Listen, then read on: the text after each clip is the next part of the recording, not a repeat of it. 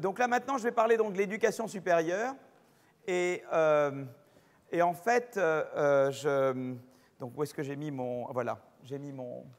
Donc la croissance de l'éducation supérieure. Donc déjà, je vais vous montrer d'ailleurs une première chose, c'était le Lisbonne, le cri d'alarme de Lisbonne. Lisbonne, c'était l'idée de dire on investit moins que les Américains en recherche-développement, mais par ailleurs, vous voyez qu'on investit moins en éducation supérieure. Par exemple, en 99-2000, qui était le moment où il y a eu le Lisbonne, les États-Unis investissaient, mais je vous donnerai des chiffres beaucoup plus actualisés après, les États-Unis investissaient 3% de leur PIB dans l'éducation supérieure. Alors évidemment, je ne dis pas ce qui est privé, ce qui est public, hein, d'accord, bonne question, contre 1,4% dans l'Union européenne de l'époque. Hein, et plus de 37% de la population américaine entre 25 et 64 ans avait un diplôme universitaire contre 23,8% de la population au sein de l'Union européenne. D'accord? Donc ça, c'était un peu un des cris d'alarme. Ça, puis la recherche-développement, où on dépensait plutôt 2%, 2,5% contre plus de 3% aux États-Unis en recherche-développement. Donc les gens ont dit, voilà, il y a quand même un énorme manque à gagner, puisque si on croit dans le modèle schumpeterien, on se dit, ben, il faut innover plus et il faut davantage d'éducation supérieure pour... Donc là, c'est en termes de stock de capital. Là, je regarde le stock et on dit le stock est inférieur chez nous que ce qu'il est aux États-Unis. D'accord? Alors, faut-il s'en inquiéter? Eh bien, vous avez déjà des réponses aux questions que je commence à poser. Hein. Est-ce qu'il faut s'inquiéter du fait qu'il y ait moins, eh bien, le stock de capital, eh bien, que le niveau d'éducation soit plus faible chez nous qu'ailleurs? Oui, si vous croyez que la croissance dans les pays développés repose sur l'innovation. Ce n'est pas juste la quantité de capital humain qui est important. Si vous croyez évidemment dans le modèle néoclassique, vous pouvez vous dire, bah non, ce qui compte, c'est que tout le monde soit un peu d'éducation. Mais si vous croyez dans le modèle schumpeterien, que eh bien, pour pouvoir rattraper et innover à la frontière, il faut innover à la frontière particulièrement, il faut de l'éducation supérieure. Ben là, vous savez que, eh bien, c'est un problème que chez nous, les universités ne soient pas de la même qualité que les universités aux États-Unis. D'accord? D'un autre côté, évidemment, c'est ce qu'on appelle les tigres, on appelait ça les tigres asiatiques, c'est-à-dire Hong Kong, Singapour. Vous voyez, il y avait Hong Kong et Singapour en particulier à l'époque, et puis et Taïwan, et puis après il y a eu la Chine. Eh bien, ont connu une forte croissance grâce à l'investissement, en investissant dans l'éducation primaire secondaire surtout. Donc, mais ça va tout à fait, c'est tout à fait en accord. C'est-à-dire, c'est ce que je vous ai dit, c'est-à-dire quand vous êtes une économie avancée, c'est important d'investir dans le supérieur au niveau spécialement doctoral. Évidemment, quand vous êtes des pays en rattrapage, comme ces pays étaient, ils ont déjà connu une forte croissance en investissant dans le primaire secondaire. Mais ils ont fait quand même mieux que d'autres pays qui étaient des pays à niveau de revenus équivalent après la guerre, notamment en Amérique latine, qui eux n'ont pas investi en éducation primaire secondaire, qui donc n'ont pas connu les taux de croissance de ces pays-là. Alors il y a d'autres raisons qui font qu'ils n'ont pas connu les mêmes taux de croissance, mais l'éducation est certainement une raison qui explique pourquoi les pays asiatiques ont fait mieux que les autres, parce que vous aviez quand même en Corée, du Sud, eh bien l'idée qu'il fallait être éduqué. Et d'ailleurs, je vous avais dit la dernière fois que les guerres pouvaient expliquer l'éducation. Dans le cas coréen, c'est le fait d'être envahi par les Japonais. Ça pouvait dire que ça vous a convaincu les Coréens de suivre des programmes d'éducation, exactement comme nous, après Sedan, il y a eu Jules Ferry, après l'invasion japonaise, il faut dire que les Coréens, ils étaient archi motivés pour éduquer tout le monde. Et ça a eu un bon effet sur le rattrapage des Coréens, certainement. Ça a été un des éléments importants. Donc maintenant, l'approche, comme je dis, c'est innovation frontière versus imitation. Innovation frontière devient de plus en plus un levier de croissance à mesure qu'un pays se rapproche de la frontière. Par conséquent, plus un pays ou région se rapproche de la frontière, plus il doit investir dans la recherche. Donc l'économétrie de pays, je vous l'avais déjà montré, mais l'économie de pays a un gros problème, c'est que c'est des corrélations.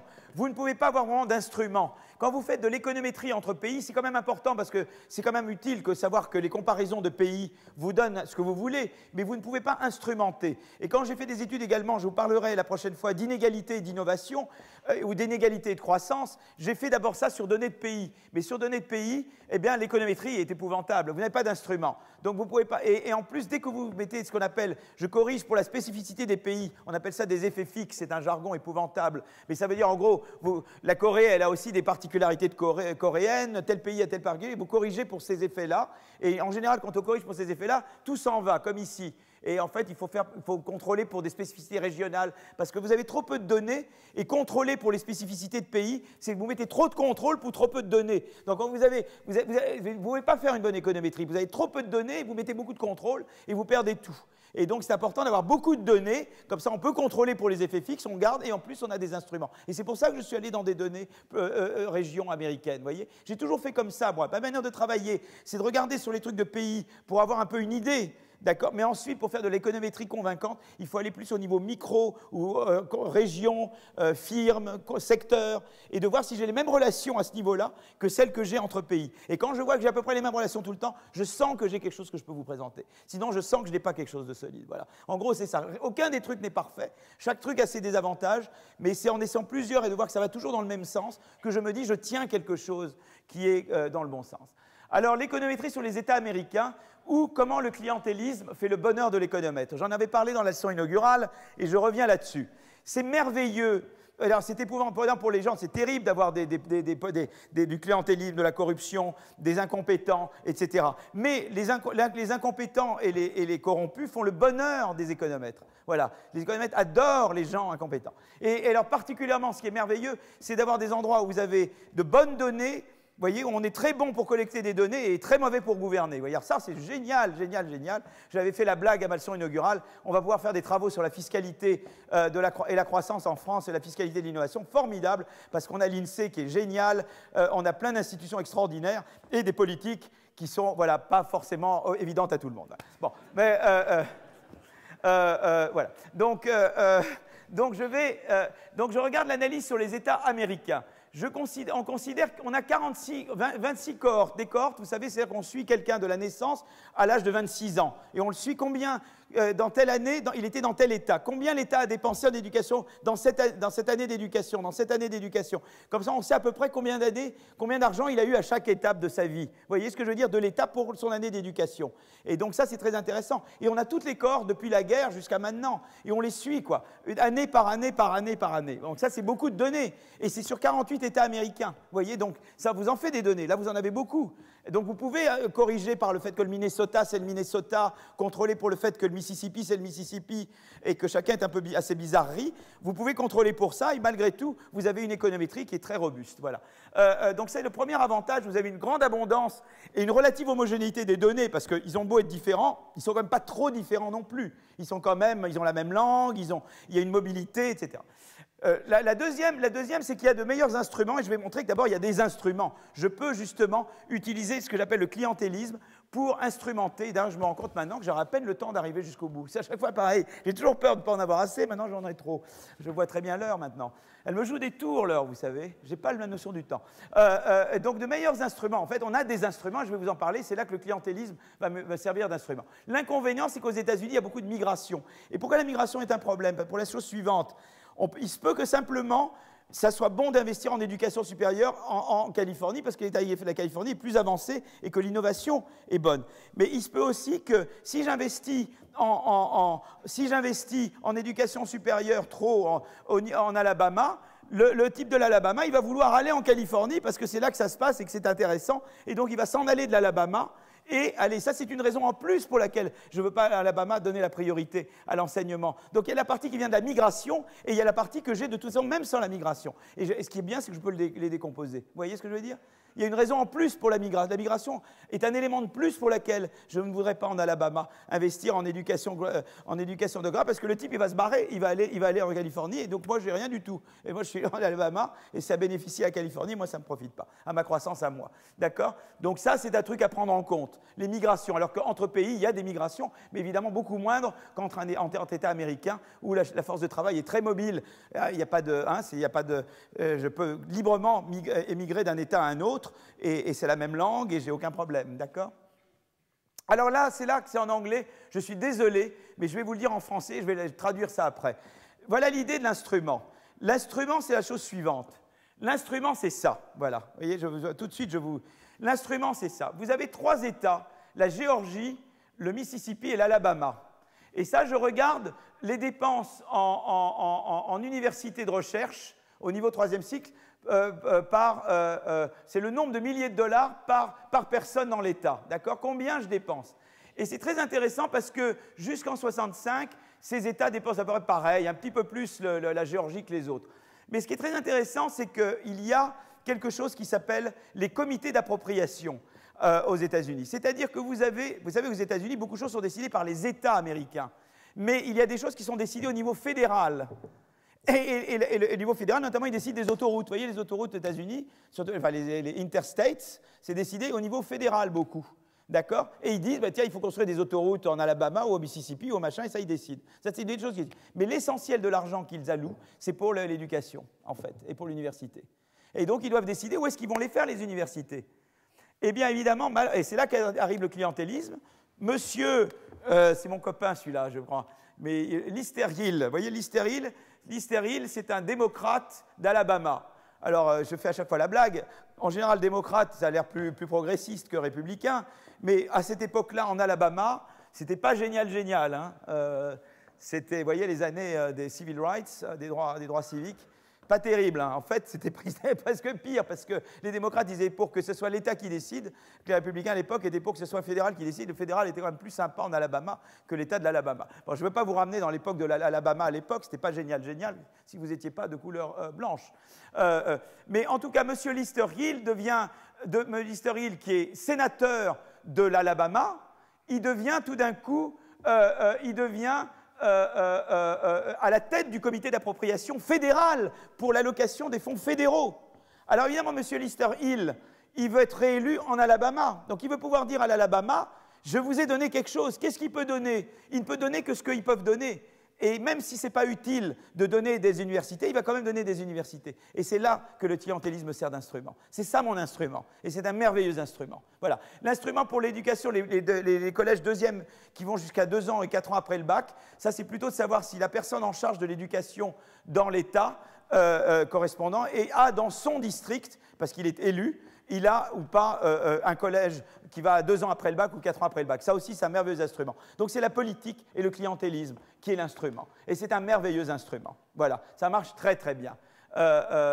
On voit que dès que monsieur, ça c'est les degrés, c'est-à-dire que évidemment quand monsieur Lister Hill est devenu, eh bien grâce à monsieur Lister Hill, ça a fait beaucoup plus de gens avec des degrés professionnels en Alabama par rapport au Mississippi, et alors qu'avant c'était pratiquement pareil. Vous voyez là l'Alabama est vient vraiment au-dessus du Mississippi, après ça redevient pareil. Donc c'est-à-dire qu'il dépense plus en éducation et ça a des effets sur les degrés, sur le nombre de diplômes délivrés. Et donc il a eu un effet sur l'Alabama, ce monsieur. Maintenant c'était peut-être pas la meilleure allocation, c'était peut-être mieux de mettre cet argent en Californie, dans le Massachusetts ou à l'Alabama, dans le primaire. Mais lui, il l'a mis là où il pouvait, qui était l'éducation, la research education. Alors qu'en Alabama, c'était comme le Brésil, il aurait plutôt fallu éduquer tout le monde bien au niveau primaire, secondaire. Mais lui, ce qu'il pouvait donner, c'était les allocations. Vous voyez, vous comprenez comment ça marche? Donc, en fait, alors là, je regarde l'effet sur la croissance de M. Lister Hill. Alors, je regarde l'effet sur la croissance d'avoir plus de dépenses en research education.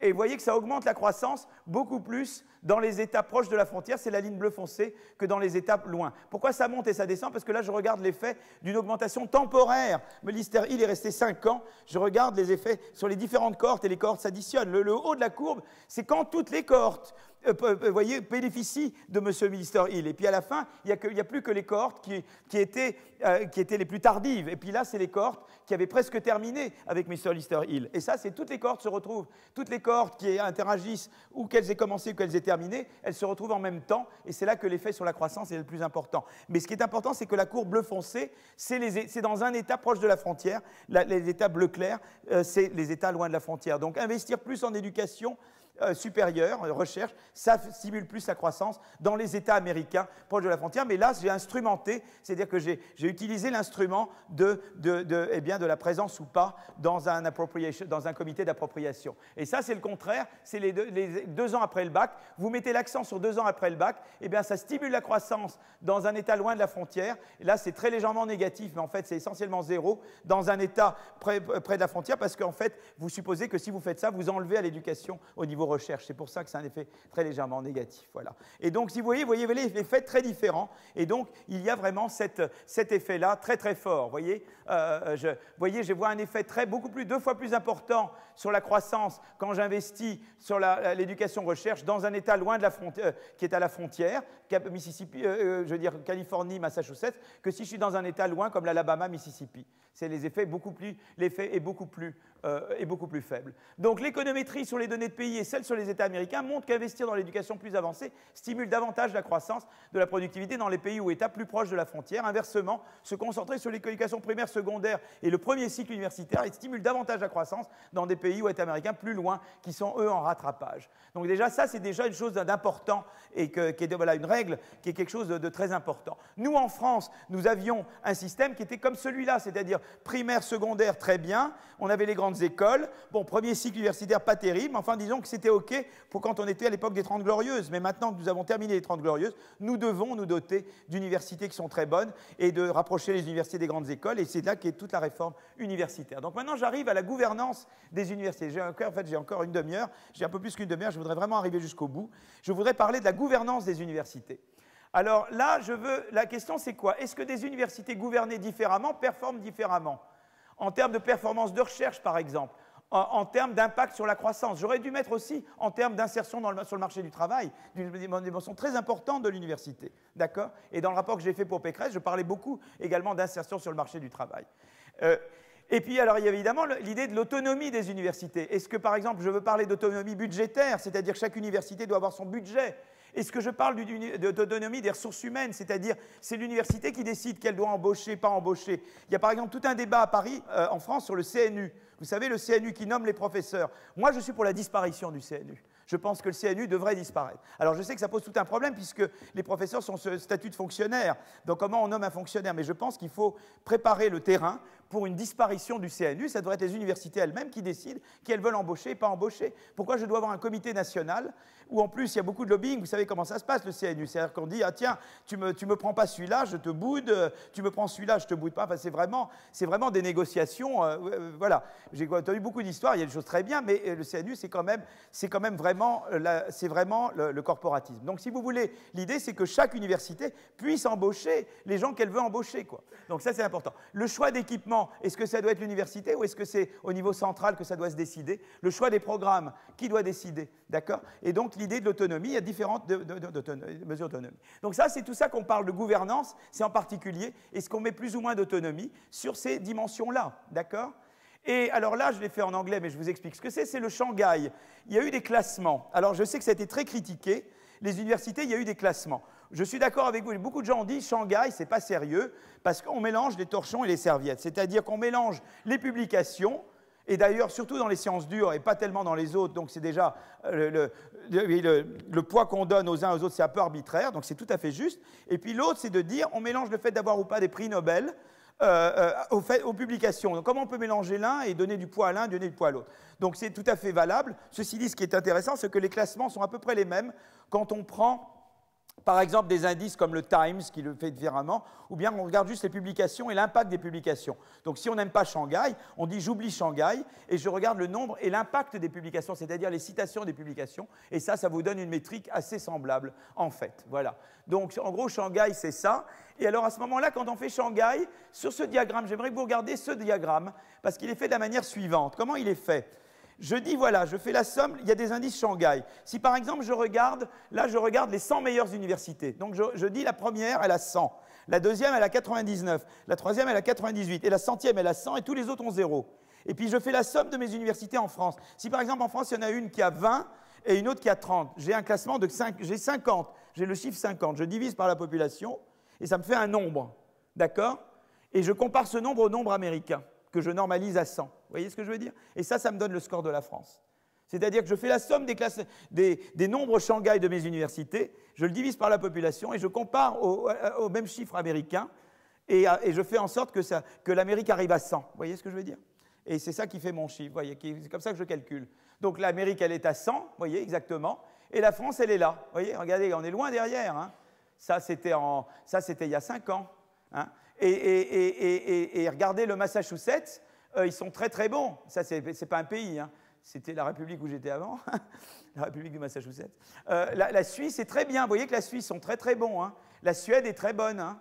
Là, c'est les Royaumes-Unis. Donc ça, c'est un peu mieux que nous. C'est à peu près niveau US. Les Américains, les Royaumes-Unis, pratiquement comme les États-Unis. Mais les États-Unis est moins bon que la Suisse. C'est très intéressant. Hein, avec ce classement-là, ça, c'est les meilleurs 100. Hein. Mais si je fais les meilleurs 50, là, les Américains sortent beaucoup plus.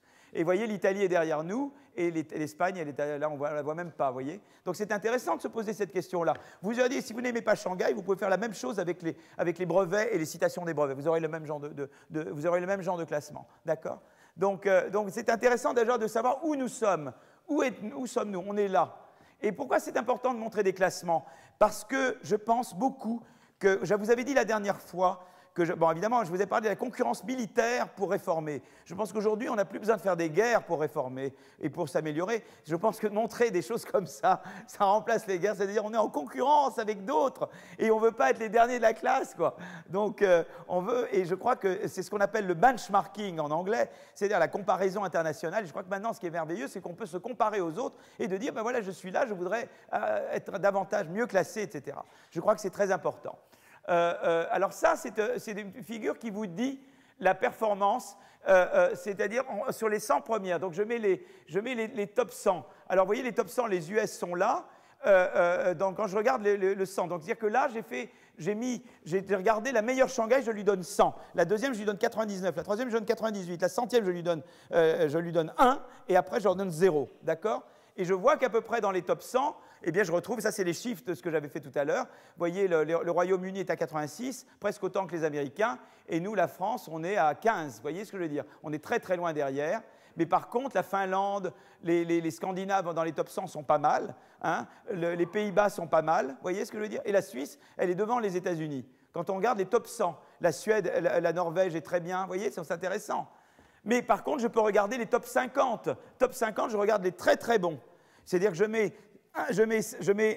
donne la note 1, je donne la note 50 au meilleur, 49 au deuxième, et à partir de la 50e, je mets 0. D'accord? Eh bien là, vous voyez que c'est très intéressant quand je fais top 50, parce que je vois que les US, donc je les ai normalisés à 100, et je vois que là, ils sont devant tout le monde. Les États-Unis sont devant tout le monde, là, quand il s'agit des très très très bons. Vous voyez ce que je veux dire?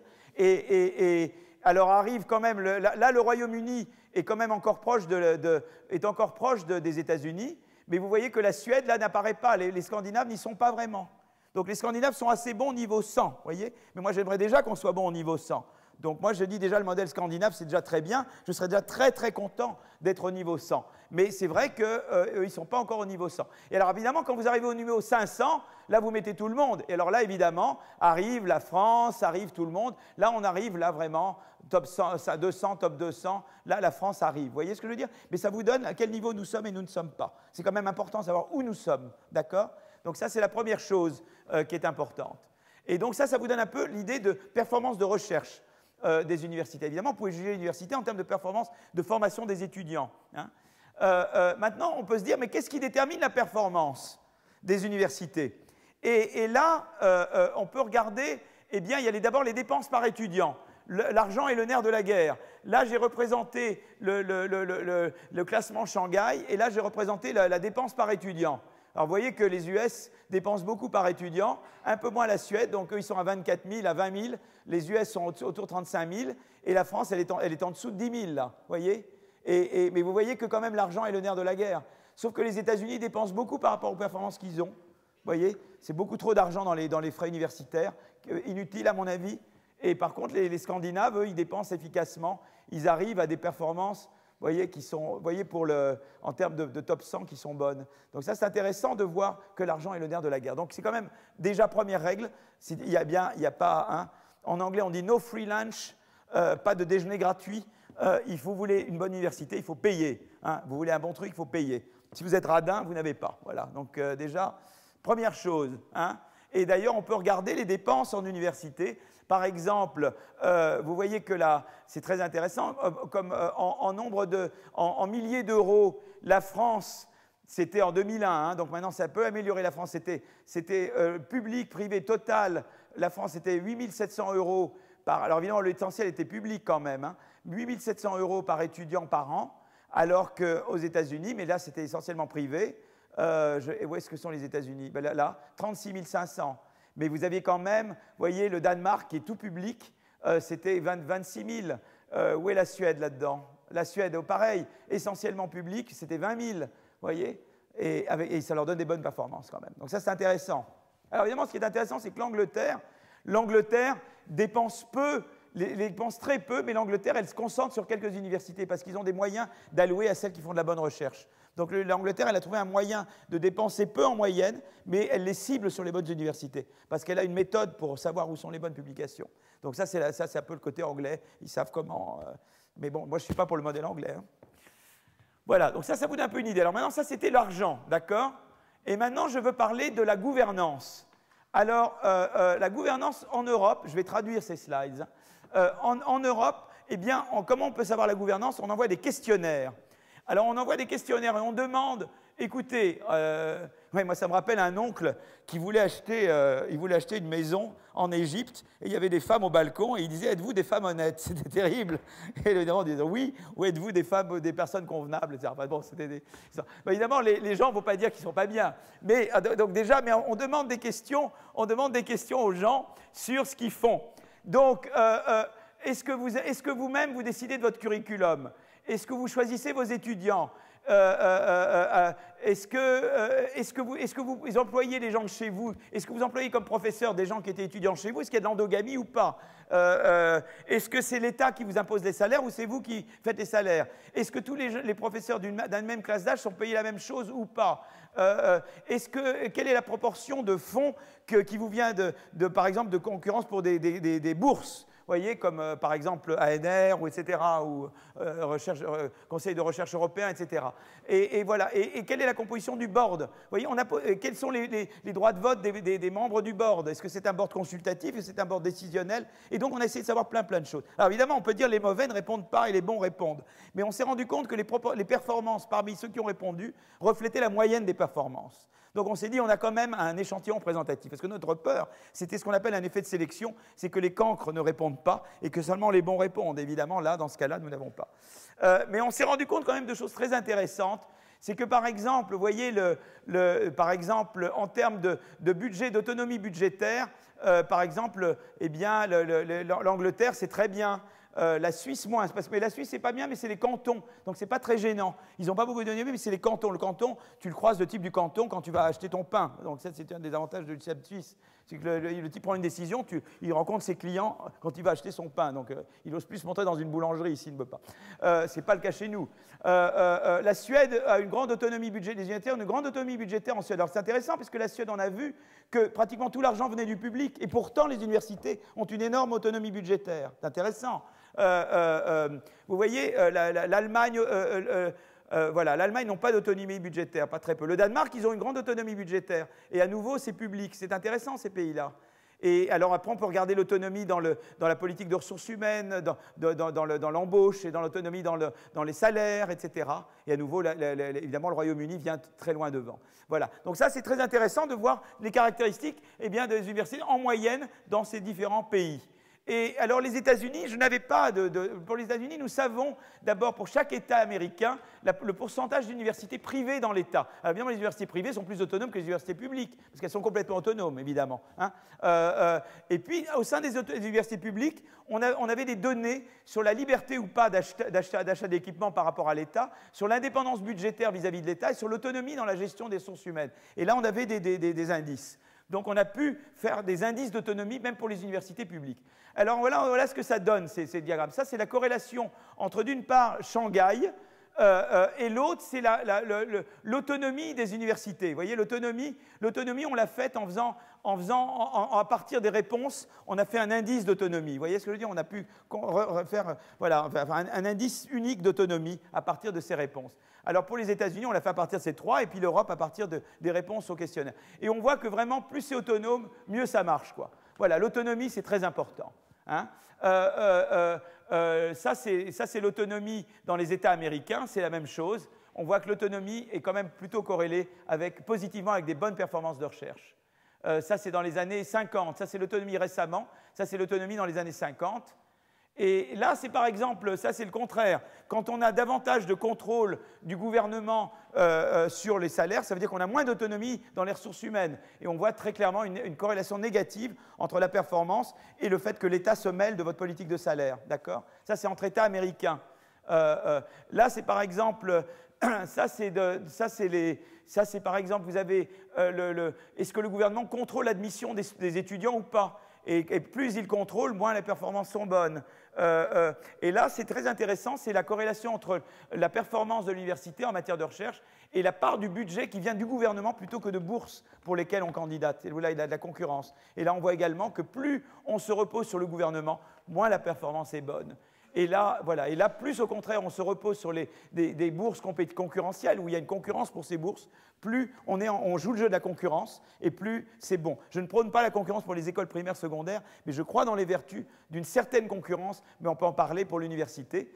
Je parlerai de ça tout à l'heure. Voilà. Ça, c'était pour les États européens, les pays européens, ça c'est pour les États américains. On voit toujours que plus les universités se reposent sur des bourses compétitives, plus la performance tend à être bonne. Alors là, la chose très intéressante, simplement je veux vous montrer, c'est-à-dire que là, on regarde dans la performance de l'université, quels sont le poids des différentes choses. Le budget, c'est très important. Budget par étudiant, très important. On met davantage d'argent, ça marche mieux.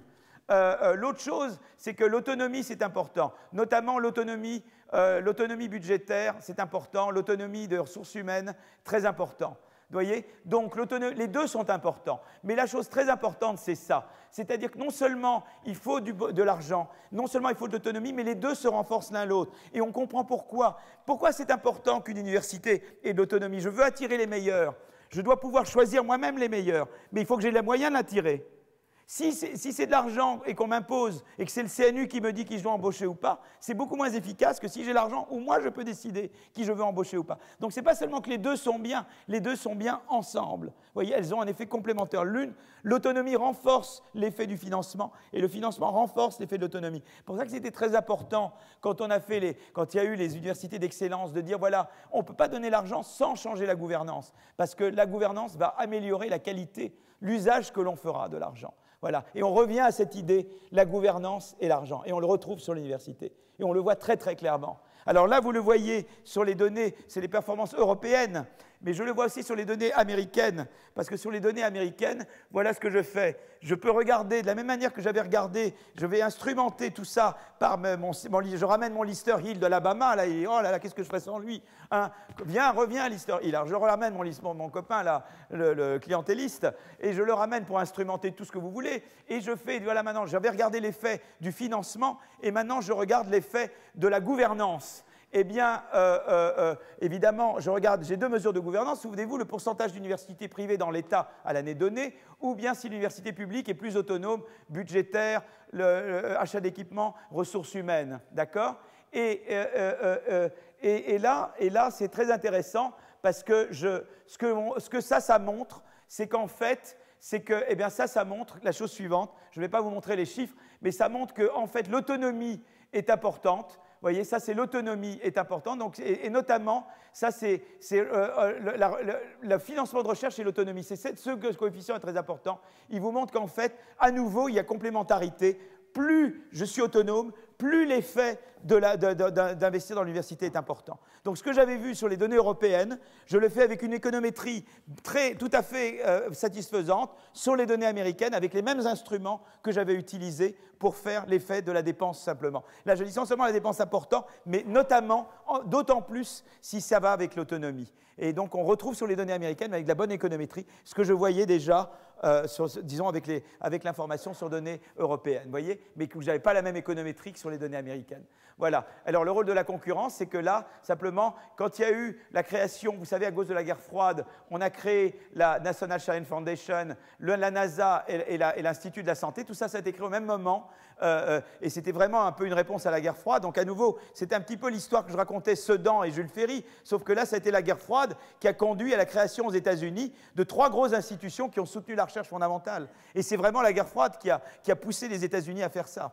Donc c'est l'effet des guerres, mais là c'était la menace de guerre évidemment, et pas la guerre. Mais à nouveau, je ne prône pas la guerre, hein, mais c'est intéressant que ces institutions ont été créées à l'époque de la guerre froide. Et bien, on peut montrer que l'effet, disons, la performance des universités, donc ça a augmenté beaucoup les fonds fédéraux à la R&D. Et ce qu'on peut montrer, c'est qu'en fait, on peut montrer que la concurrence la concurrence eh bien, augmente l'efficacité et ça c'est ce coefficient-là, plus de concurrence, quand il y a eu ces institutions et que les gens ont dû se faire la concurrence pour avoir des fonds NSF, des fonds NIH et des fonds NASA, eh bien ça a décuplé l'effet du financement fédéral, voyez. Quelque part, je pouvais dire, moi je vous donne, mais il faut que vous ayez la moitié vous avez par des fonds et moi je mets l'autre moitié. Ce genre de politiques peuvent se faire et évidemment, elles stimulent d'autant plus la bonne gouvernance et l'excellence. Et voilà, c'est un petit peu tout ça qu'il faut comprendre, d'où l'importance de l'ANR. Je pense que c'était un drame qu'on ait réduit les dotations de l'ANR en France. Je pense que c'était une politique qu'il ne fallait pas faire.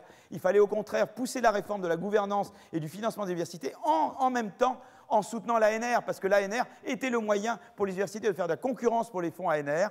Ça ne veut pas dire qu'il fallait le faire au détriment du CNRS et des fonds de très long terme, mais je pense que ce n'était pas là qu'il fallait prendre l'argent, ce n'était pas dans l'ANR qu'il fallait prendre l'argent, il y avait d'autres sources, je crois beaucoup dans le millefeuille territorial qu'on peut réduire en France, c'était beaucoup plus là qu'il fallait prendre l'argent que dans la pauvre ANR qui déjà n'avait pas beaucoup, qui n'avait pas besoin d'être déshabillée, elle était déjà très très déshabillée. Voilà. Donc la conclusion, c'est que la croissance dans les pays avancés bénéficie davantage de l'existence d'universités plus performantes, mais la performance repose sur la combinaison entre un bon financement et une bonne gouvernance. Voilà. Il me reste maintenant un quart d'heure. Je voulais simplement vous parler de santé très rapidement. La santé et la croissance. Donc je vous ai dit, la santé, c'est également une source de capital humain. Donc de la même manière que le niveau d'éducation joue sur le niveau de PIB par tête, je peux voir déjà le niveau de santé. Le niveau de santé, par exemple les calories, vous voyez, dans les pays plus développés, ça correspond à des pays où les gens prennent par individu plus de calories. Alors évidemment, à nouveau, la causalité peut aller dans les deux sens, parce que les calories font que je suis plus productif et je produis plus, mais également parce que je suis plus riche, je peux mieux nourrir mes habitants. Et donc à nouveau là, c'est une corrélation que je vous montre, ce n'est pas une causalité, d'accord ? Et là, c'est l'espérance de vie. Les pays plus avancés ont une espérance de vie plus élevée, d'accord ? Donc je veux maintenant, parce qu'il me reste un quart d'heure, je veux simplement vous revenir au débat. Vous êtes mort ou pas encore? Vous n'êtes pas mort? Bon, c'est génial, vous êtes formidable, vous avez une patience, vous êtes vraiment formidable, vraiment. Je vais tout de suite vous montrer affichage, et je vous montre mode lecture, mode plein écran. Voilà, voilà. Alors c'est en anglais, mais ce n'est pas grave, parce que je vais vous montrer des figures. Ce que je veux dire, c'est la chose suivante. Donc la santé et la croissance. C'est très normal de penser que la santé, c'est comme l'éducation, d'accord? Et on a vu déjà que la santé, c'est un facteur de production. Hein, d'accord, on a vu qu'un niveau de santé plus grand vous donne un niveau d'output plus grand. Donc on pourrait dire une augmentation de la santé devrait vous donner une augmentation plus grande de l'output, de la même manière qu'une augmentation de l'éducation. Mais de la même manière, ça c'est l'approche néoclassique, Lucas, mais je peux également avoir l'approche schumpeterienne de dire un meilleur niveau de santé est bon pour la croissance, parce que si les gens sont tous malades, ils ne peuvent pas ingurgiter les technologies modernes et faire du rattrapage technologique. Tandis que si tout le monde est en bonne santé, si par exemple personne ne voit rien, on ne peut même pas voir les technologies qui arrivent. Voyez, donc ça, c'est du stock de capital qui vous donne de la croissance, d'accord? Donc il y a toutes les raisons de savoir que, et d'ailleurs on sait que eh bien, la croissance, c'est bon. Pourquoi c'est bon? Parce que des gens en bonne santé, je vais traduire ça en français, sont des meilleurs travailleurs. Des gens en bonne santé peuvent travailler plus dur, plus longtemps, penser plus clairement. Et puis également, la santé, eh bien, quand vous êtes en bonne santé, vous vous éduquez davantage. Pourquoi? Parce que d'abord, vous apprenez mieux, mais aussi vous voulez vous éduquer plus, vous pensez que vous allez vivre plus longtemps. Si je pense que je meurs demain, je ne vais pas suivre un long cycle, vous comprenez? Si je pense que je vais vivre longtemps, je vais m'éduquer plus longtemps. Donc l'éducation, elle a également un effet qu'elle incite à l'éducation. Donc vous voyez, elle a un effet direct là, à la santé, mais elle a un effet indirect qui est d'inciter à davantage d'éducation. Donc ça, c'est très important. Et évidemment, on apprend mieux, et également pour deux raisons. Donc, quand je suis en meilleure santé, je vais vouloir m'éduquer plus, et je vais épargner plus aussi, parce que je vois mes vieux jours davantage. Et l'épargne finance l'investissement. Donc, si vous voulez, il y a plusieurs raisons pour lesquelles la santé peut être bonne pour la croissance. Voilà. Mais il y a les aspects malthusiens. Et les aspects malthusiens, je reviendrai sur Malthus dans 2 séances. Je ne parlerai de Malthus. Mais l'aspect malthusien, c'est de dire, vous savez, le gros problème quand il y a la santé, c'est qu'il va y avoir surpopulation, et ça va baisser le PIB par tête.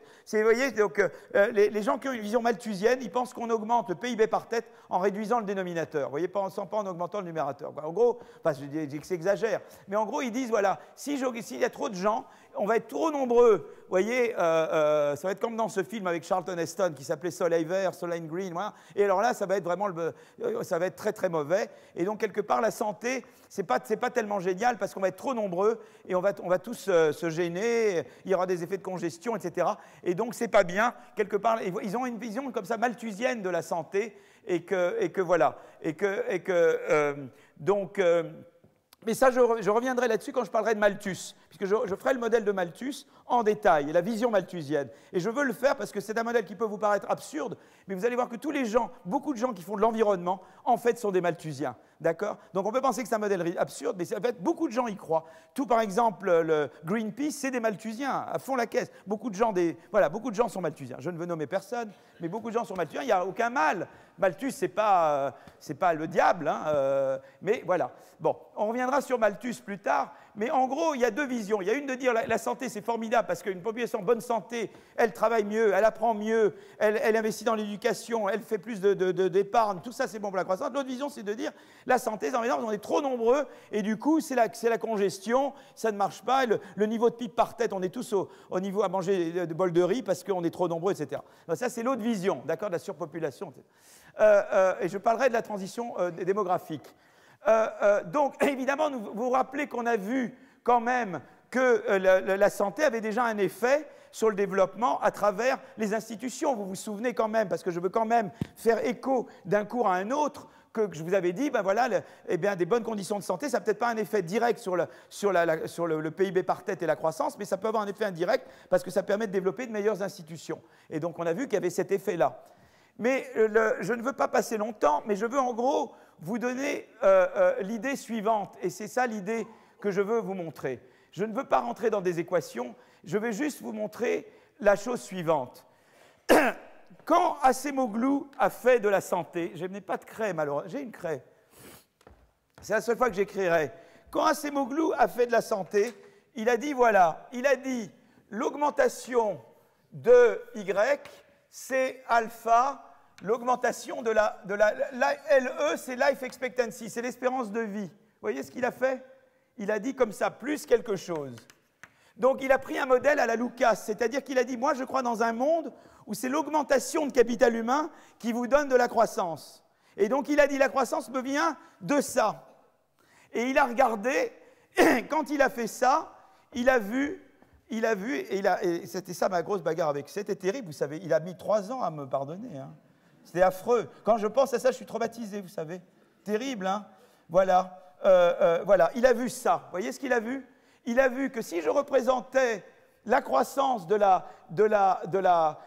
en régression de pays, mais contrôlée pour les effets fixes, d'accord? Je ne viens pas dans les problèmes. Il a mis à droite la croissance de la life expectancy, le delta LE, et il a mis en ordonnée la croissance du PIB par tête, et il a vu que c'était décroissant. Et lui, il a dit, mais je sais pourquoi, c'est un effet malthusien. D'accord? Donc le résultat qu'il avait été parfaitement juste, seulement il l'a interprété comme ça. Et c'est là qu'il a eu tort, c'est là son erreur, voyez? Parce que, voyez, regardez ce qui se passe. Si maintenant je prends une approche, ça c'est une approche Lucas, vous regardez le delta Y, en fonction du delta, ça c'est le delta H si vous voulez, hein? Le LE c'est H, c'est le delta H. Vous regardez delta Y, alpha, delta H.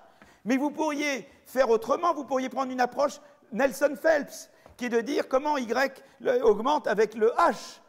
Et là, regardez, ça augmente. Alors maintenant, vous voulez conseiller les gouvernements en santé, qu'est-ce que vous leur dites? Ah, mais vous savez, ça dépend du vent, comme dirait Fernand Reynaud. Hein? Si je suis l'approche de M. Tartampion 1, je trouve que ce ne faut pas, et si je suis l'approche de M. Tartampion 2, je trouve qu'il faut. Donc là, on a vu qu'il avait du négatif, et là, on a vu qu'il avait, je ne sais pas, moi je l'appelle bêta, vous embêtez pas le grec, là, je fais un peu de grec. Vous savez qu'il y a quelqu'un qui me disait, chaque fois qu'on utilise une lettre grecque, on donne 50 €, 50 centimes à la Grèce, il n'y a plus de problème de dette grecque. Ouais. Voilà. Et là, on trouve que c'est positif. Oh là là, alors qu'est-ce qu'on fait? Qu'est-ce qu'on fait, hein? Alors, voilà. Eh bien, la vérité, c'est que le bon modèle, c'est un modèle où il fallait les deux. Il fallait que M. Acemoglu, il écrive alpha 1. Ça vous embête que je mette des A1? Tiens, je vais mettre des petits A. A1, delta H, delta LE, si vous voulez. Hein, d'accord? Plus A2, E LE0, l'initiale, d'accord? Il aurait dû mettre les deux trucs, le niveau et l'augmentation. Il aurait dû mettre les deux choses. Et il n'en a mis qu'une. Et alors là, bon, je sais que pour certains, ça va paraître étonnant, mais vous allez comprendre l'erreur d'interprétation, parce qu'il a trouvé du négatif. Il avait raison. Ce qu'il a trouvé là, vous le reproduisez, vous trouvez comme lui du négatif. Mais pourquoi? Est-ce que c'est la raison malthusienne? Et la réponse est non. Il n'a pas vu d'où ça venait. Et pourquoi il n'a pas vu d'où ça venait? Parce qu'en fait, il y a ça. Regardez. Je vais vous le trouver là. Regardez. Oh, comme c'est beau. Regardez. C'est la convergence c'est-à-dire que malheureusement, le delta LE, vous voyez, regardez, le delta LE, il se trouve que c'est quelque chose comme ça. C'est-à-dire que plus vous partez d'un niveau initial d'espérance de vie, moins votre espérance de vie va augmenter. C'est évident. C'est évident. Hein? Donc, il y a ce phénomène, vous le voyez là. Là, vous avez en abscisse, voilà, j'ai 8 minutes, mais je veux tout faire là, parce que c'est trop beau, ou trop horrible pour vous, je ne sais pas.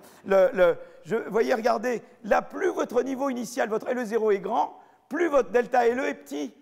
Et c'est là qu'il a fait l'erreur, parce que, voyez, regardez, tout le truc maintenant vient de là. C'est-à-dire qu'en fait, le vrai modèle, c'est celui-là.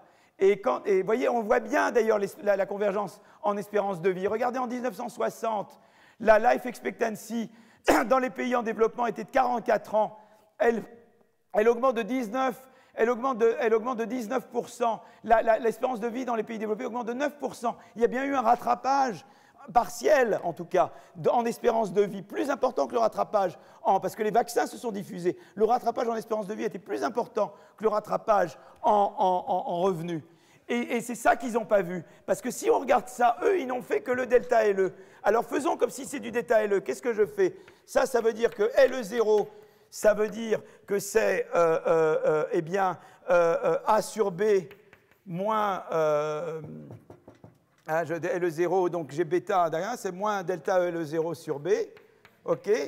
Voilà. Et donc, qu'est-ce qui s'est passé? C'est que lui, il n'a pas regardé. Acemoglu n'a pas vu ce terme. Mais ce terme, il était là, et il était relié comme ça avec le delta LE. Donc, en fait, l'effet de convergence est inclus là-dedans. Vous voyez, parce que ça, si je mets tout comme delta LE, ça fait A moins A0 sur B delta LE, plus des constantes. Donc lui, ce qu'il a estimé, c'est ça. Mais bien sûr que ça pouvait être négatif. Vous voyez qu'il y a un moins là. Mais parce qu'il a mis l'effet de convergence. Vous comprenez? Il a cru que c'était du malthus. C'était de la convergence qu'il obtenait. Et d'ailleurs, la preuve, c'est que quand vous mettez les deux choses, quand vous régressez juste sur, comme a fait Acemoglu, vous trouvez que c'est, quand vous régressez comme lui, vous trouvez que c'est négatif. Quand vous faites juste du Nelson-Feld, vous trouvez que c'est positif. Quand vous régressez sur les deux deviennent positifs, vous voyez? Et à ce moment-là, vous rétablissez. C'est très important. Pourquoi c'est important, ça? Parce que moi, je suis en train de conseiller, Obama veut convaincre les électeurs américains. Est-ce qu'il faut investir en santé? Eh bien, il peut leur dire, oui, c'est bon pour la croissance, c'est un investissement comme l'éducation. Donc, c'est bon pour vous. C'est-à-dire que vous investissez pour vous-même. Si je suis dans un monde où la santé est mauvaise pour la croissance, mais on sait que c'est quand même bien pour soi, on n'a quand même pas le même poids politique que si on peut dire, non seulement d'abord c'est éthique d'investir dans la santé, mais en plus c'est efficace économiquement, vous créez de la valeur. Et là, c'était un débat très important. Est-ce que la santé crée de la valeur? Mais oui, au même titre que l'éducation. Et si vous ne l'avez pas vu, monsieur, mes amis, c'est que vous aviez le mauvais modèle, vous vous êtes concentré sur le Lucas, en fait que le bon modèle est une combinaison des deux, et là vous auriez vu tout de suite que la santé était bonne pour l'éducation. Pourquoi je vous montre ça? Parce que je vous avais dit au début, il y a ces deux approches. En fait, il faut avoir une approche qui mélange les deux. Et c'est empiriquement que vous réalisez l'importance relative des deux choses. Si vous ne prenez qu'un modèle, vous biaisez et vous empêchez d'interpréter correctement un résultat. C'était le même résultat, il avait raison, leur régression était juste, le moins 0,81 était juste, mais ils n'ont pas su l'interpréter. Ils l'ont interprété comme un effet malthusien, alors que c'était l'effet de la convergence en espérance de vie. Et là, vous pouvez dire, la santé, M. Obama peut dire, j'ai raison de faire là parce que c'est bon pour la croissance de mon pays, ça crée de la valeur au même titre que l'éducation en crée, et donc c'est une activité où il faut investir. Voilà, je parlais de ça parce que voilà un débat de politique très important, et vous voyez comment, en ayant une interprétation fausse, on peut donner des recommandations, ou disons, qui ne sont pas les bonnes recommandations, ou en tout cas ne pas être... Voilà, je voulais juste... Je suis maintenant... je dois m'arrêter là, vous n'en pouvez plus de moi, et donc on se verra dans une semaine. Merci.